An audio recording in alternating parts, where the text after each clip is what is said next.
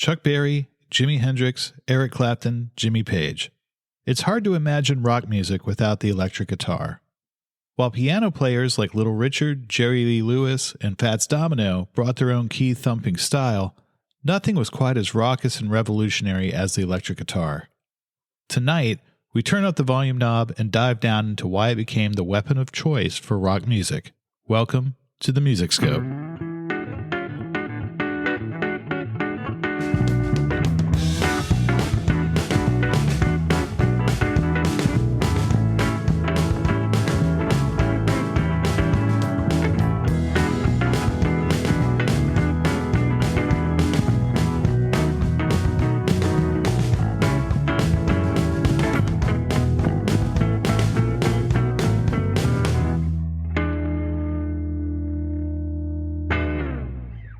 The guitar has a very long history, much of which is rooted in classical and Spanish music.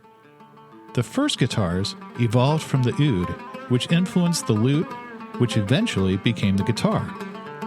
The oud is a gourd-shaped instrument with 9 strings that originated in the Middle East and was introduced to Spain when the Moors invaded. The oud would evolve into the lute, which shared its gourd-shaped body, but introduced frets and generally a larger body that could accommodate more strings. The neck of the lute and oud generally had 90-degree angle at the headstock to maintain string tension. Both were used extensively throughout the Middle Ages. The oud in the Middle East and the lute in Europe. Around the 15th century, we start seeing the first guitars in Spain. Its neck was straight, with a smaller headstock. The first guitars were teardrop or hourglass shaped and had 5 sets of strings, sometimes 2 or 3 strings per set. By the late 1700s, guitars were fairly consistent in design, with a standard small body and 6 courses of strings. They looked very similar to modern guitars, but were much smaller. In the mid-1800s, a Spanish guitar player and builder named Antonio de Torres Gerardo introduced a concert-style guitar. It had a widened body with a thinner waist, and instead of wooden pegs like you see on a violin, he incorporated tuning machines. He also used a type of reinforcement inside the guitar called fan bracing. This allowed the guitar's body to resonate while maintaining strength. Andre Segovia, one of the most influential guitarists in history, adopted and popularized this design, which is still used today in classical guitars. These innovations changed the course of guitar design and were rapidly adopted by guitar makers the world over. Steel string guitars became popular in Europe, though chiefly as a parlor instrument favored by women. Manufacturer Christian Frederick Martin became disenchanted with the strict policies of the guild system in his native Germany, so he moved to America, where he opened up a guitar shop in New York City in 1833, eventually moving to Nazareth, Pennsylvania. There he helped further refine the steel string guitar's shape and function. He modified the fan bracing preferred by classical guitarists into an X pattern, which could withstand the tension of his instrument's steel strings as opposed to the gut strings favored by classical guitarists.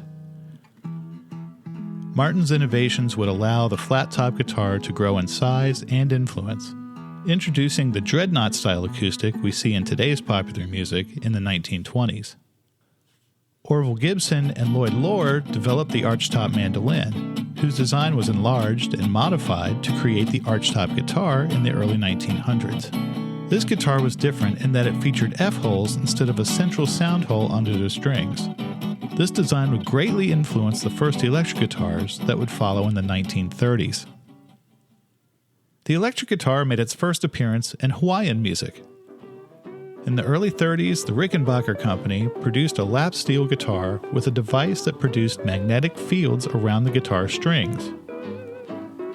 The steel string's vibration would manipulate the magnetic fields and produce variance in amplitude. When this signal was amplified, it would broadcast the sound of the guitar strings. This was the pickup, which is central to how an electric guitar works, even in modern guitars. Rickenbacker's frying pan, as it was called due to its appearance, gave lap steel players the ability to be heard and also created a new crying tone. The frying pan's success quickly inspired other guitar manufacturers to develop electric guitars. In 1936, Gibson introduced the ES-150 hollow body guitar. The name comes from ES for electric Spanish and its $150 price point. It was based on the steel string jazz guitars of the time, with a pickup mounted underneath the strings. It still had the F-style sound holes and functioned as an acoustic instrument. Charlie Christian was one of the first adopters of electric jazz guitar. By using the increased volume to get his single-note solos in front of Benny Goodman's band, he helped develop the guitar into a lead instrument. Christian would inspire others to take up the electric guitar and develop its sound further, including B.B. King, Chet Atkins, and Les Paul. Soon, electric guitars were populating bandstands. They could now compete with drums, bass, and horns. In this context, the guitar was a completely new instrument. Additional controls such as vibrato bars, also called whammy bars in the States or wang bars in England, were added. Tone and volume knobs allowed players to control the signal being amplified from the stage, and the guitarist as a soloist developed. Early guitar showmen took Charlie Christian's idea and moved it forward. T-Bone Walker was one of the first guitarists to lead a full band. He stunned audiences with his acrobatic moves, including playing the guitar behind his head and doing the splits during his solos. His onstage antics would inspire future showmen like Chuck Berry, who would go on to inspire an entire generation to pick the instrument up. At this time, electric guitars looked like the hollow body jazz guitars we are familiar with. Essentially a small, curvy acoustic guitar with a pickup attached to the top underneath the strings. These guitars worked well at lower volumes, but the pickup would cause feedback, which is that high-pitched squeal you hear when a guitar is too close to an amplifier. This came from the guitar's top resonating in sympathy with the note being produced. Les Paul began to work on an idea to combat feedback. A solid piece of wood that the pickup would be attached to, making the wood more stable and allowing for higher volume levels before feedback. He called his invention the log, and it was in essence a solid chunk of wood with a neck attached to it, and its sides that could be added to give a guitar a more recognizable appearance and feel. He presented the idea to the Gibson Guitar Corporation in the mid-40s. Gibson didn't want to invest, but other inventors took notice. Paul Bigsby built a guitar from Merle Travis using this concept, and Travis used it extensively for the rest of his career. Meanwhile, in California, a small-time local amplification manufacturer was working on the same idea. Leo Fender had supplied public address systems and Hawaiian guitars and amplifiers to swing bands. In 1948, based on feedback from players, he began working on an instrument with a faster neck and more durable parts, more suited to traveling and easy replacement. In 1950, Fender debuted the Esquire with a single pickup. It would soon be renamed the Broadcaster, and after an injunction from Gretsch, who had a drum kit by the same name, the Telecaster. Fender added a pickup, selector switch, and tone knob. This new style of guitar was made of one piece of pine and was slimmer than a traditional hollow body. The tone was brighter, but could be adjusted through a knob that backed off the treble and increased bass response. The guitar also resisted feedback and held up well. It was a hit with performing musicians and an incredible moment in instrument manufacturing. After seeing Fender's success, Gibson's Ted McCarty quickly called back Les Paul and began work on his namesake guitar, which was introduced in 1952. A key Gibson innovation was the introduction of the humbucking pickup. Created in 1957, the humbucker was essentially two small pickups wired together out of phase. This canceled out the 60-cycle hum associated with many electronics at the time. It also provided a thicker, meatier sound than the single-coil pickup, and it became a standard on almost all Gibson guitars. Other solid body and semi-hollow body guitars would follow, including the Fender Stratocaster, the Gretsch Duojet, and Chet Atkins' line of Gretsch semi-hollow bodies, which featured a traditional electric Spanish-style body with a solid piece of wood in the middle of the body's chamber.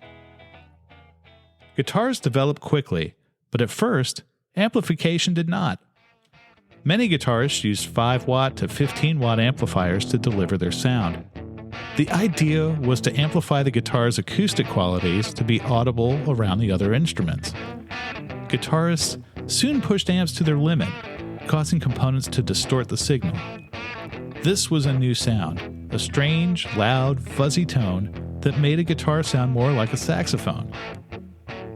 In the South, where equipment was limited, guitarists used whatever amps they could and pushed them to the limit as they competed with driving drums and bass and jump blues. Jackie Benson, Howlin' Wolf, Rufus Thomas, and B.B. King cut sides at Sun Studios that all feature overdriven guitar, and it would influence rock and roll's early sound. As rock and roll grew, so did the size of the amplifiers.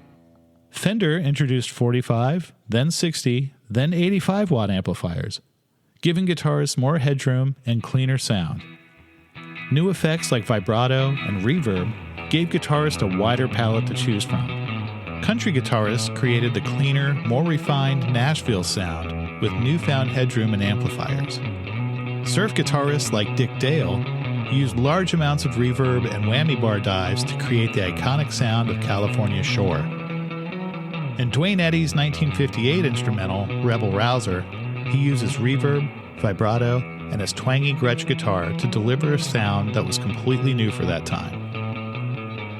In the early 60s, a London music shop owner was challenged with the price of importing expensive American amplifiers and lowering profits for people to afford them. Jim Marshall, a drummer, used the Fender Bassman as a template and created his own version of the amp using leftover supplies from British World War II radios. This allowed him to supply English guitarists with an inexpensive version of the Fender, although he placed the EQ in a different spot in the amp's build, giving it a sound all its own. Players like Eric Clapton and Peter Green discovered the magical combination of a Gibson Les Paul through a Marshall amplifier, giving English blues a unique overdrive that would be ground zero for heavier music to come. By the mid-60s, rock had expanded into the dominant form of music in the US and England. Large crowds now began to fill amphitheaters and even stadiums to hear their favorite artists. Bands like Cream, the Yardbirds, and The Who crafted new sounds, driven by their guitarists, Eric Clapton, Jeff Beck, and Pete Townsend. Pete Townsend helped bring a new 100-watt amp into the spotlight by imploring Jim Marshall to build something that could compete with Keith Moon's loud drumming. The monolithic Marshall stack would soon become the most iconic amplifier in rock, adopted by Jimi Hendrix, Cream, and countless others as a symbol and generator of power. Of all the guitarists to push the boundaries of what a guitar could do, Jimi Hendrix was the most adventurous. After a stint in the Army's 101st Airborne Division, Hendrix started off backing up performers in the early 60s like Little Richard, Wilson Pickett, and the Isley Brothers. He became tired of the role of sideman and moved to New York in 1966, where he happened to meet Chas Chandler of the Animals. Chandler talked him into coming back to England on Jimi Hendrix's condition that he be introduced to Jeff Beck. Hendrix was a master showman, playing the guitar behind his head, with his teeth, even setting instruments on fire. He also incorporated any sound he heard into his own performances. After being exposed to The Who, he used 100-watt Marshall amps to achieve a distorted and incredibly loud tone.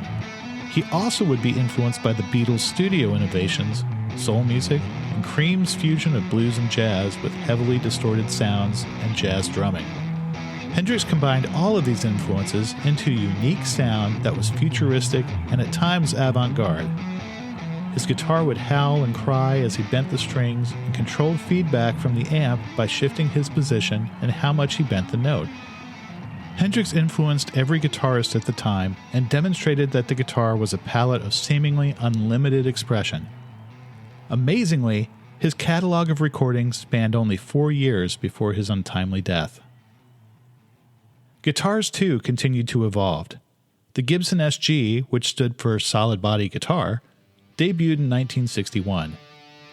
Its aggressively thick sound would be used by the likes of Carlos Santana and Tony Iommi, whose band Black Sabbath would practically write the book on heavy metal. Throughout the 1960s, electric guitar manufacturers continued to introduce new shapes, controls, and finishes. Guitars like the Gibson Explorer and Flying V and Fender's Jazzmaster, Mustang, and Jaguar all gave players a modern palette of tones to choose from and presented it in futuristic shapes. The Les Paul disappeared from the market in 1962, replaced by the SG.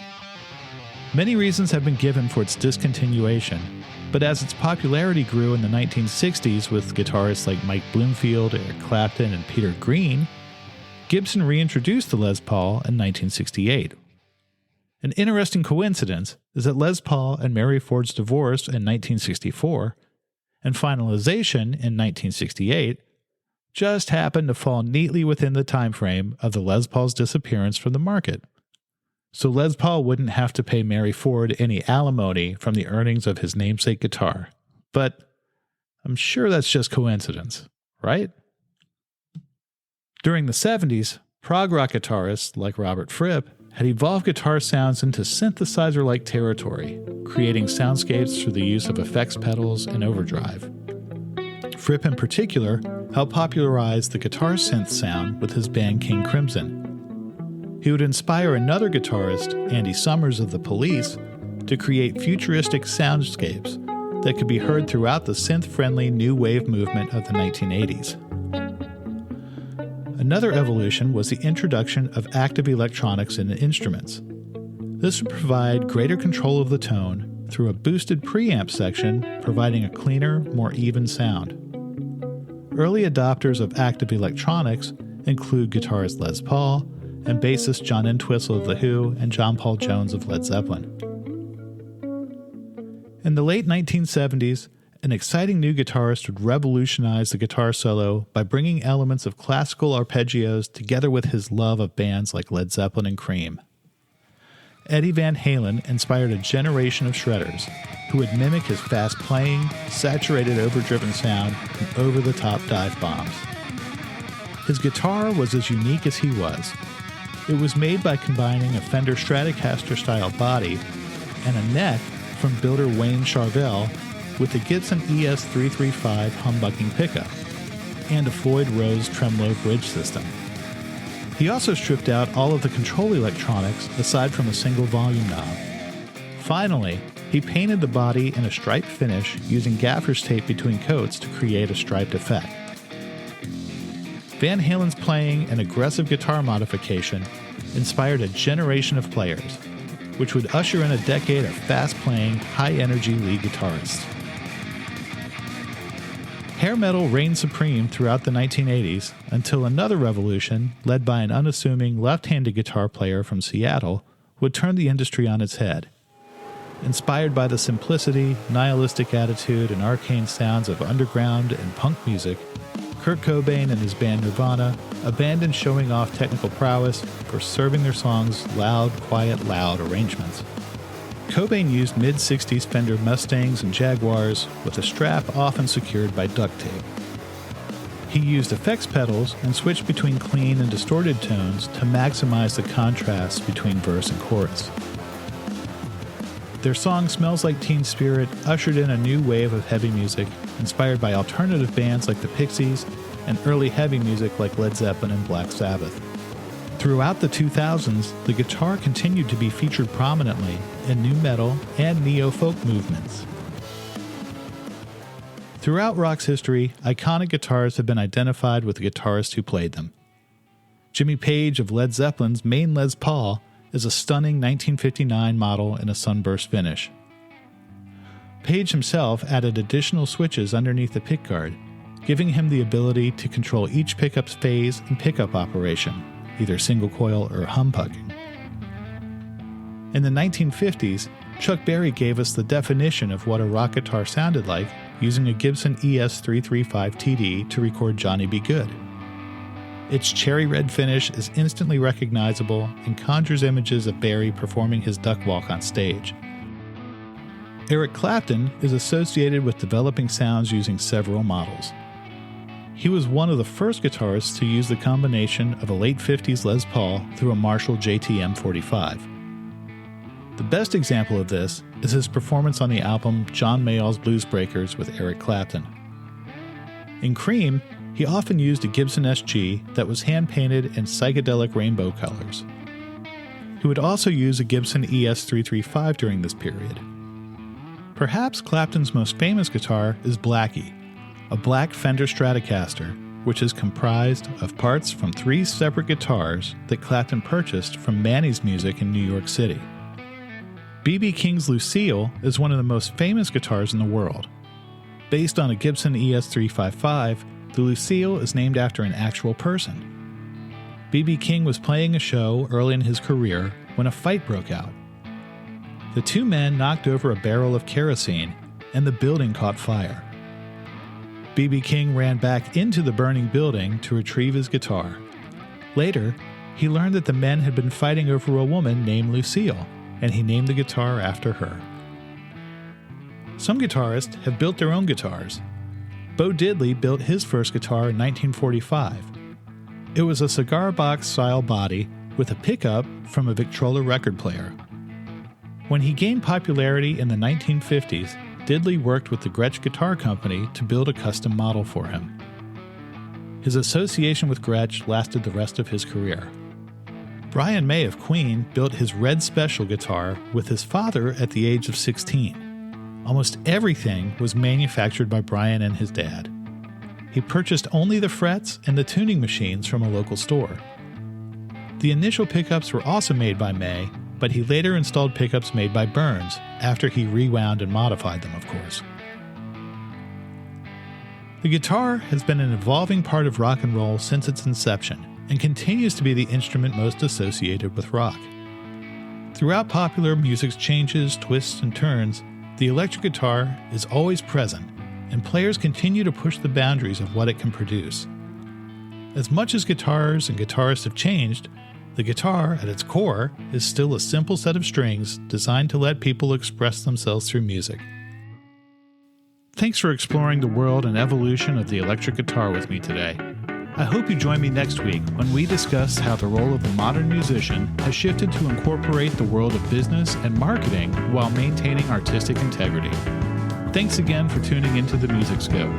I'm Mike Grubb.